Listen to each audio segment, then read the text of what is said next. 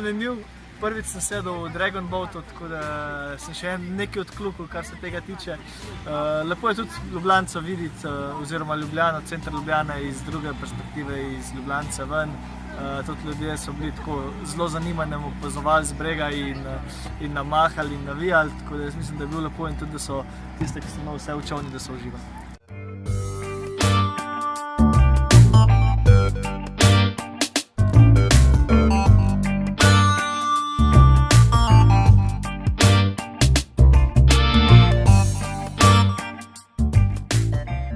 Super, mislim, da so tudi oni uživali Ljubljano videti čez druge perspektive, tako da med vas Perotom smo tudi uživali, tako da smo se imeli fajn in jaz upam, da se bo to ponovilo do naslednje leta.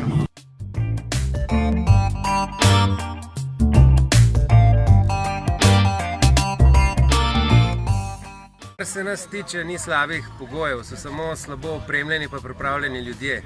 Kadar gre pa še za to, da odpremo srca, potem pa kakšna kaplja sploh ni ovira.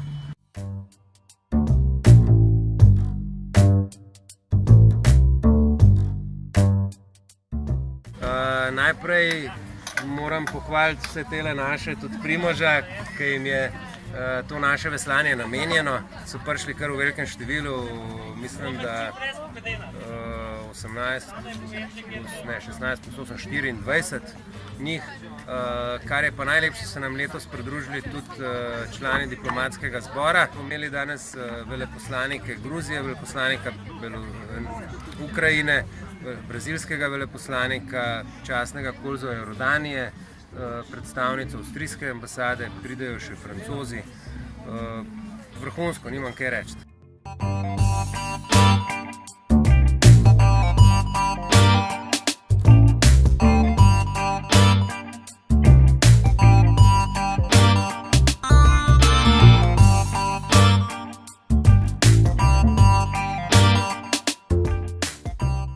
Prišel bolj za sprostitev, zato sem pripeljal tudi svojo družino s sabo, da gremo pač malo.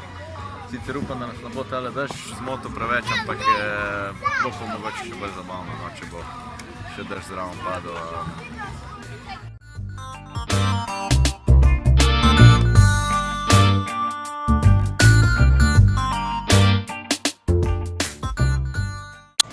Letošnja akcija 24 ur veslanja za dober namen je presegla, lahko rečem, naša pričakovanja in tudi vse dosedanje akcije, kar se tiče števila udeležencev in tudi kar se tiče zbranih sredstev. Imeli smo preko 200 udeležencev v 2 dneh te naše prireditve. Skupaj smo preveslali preko 2200 km, tako da je tudi z tega stališča ta akcija izredno lepo uspela.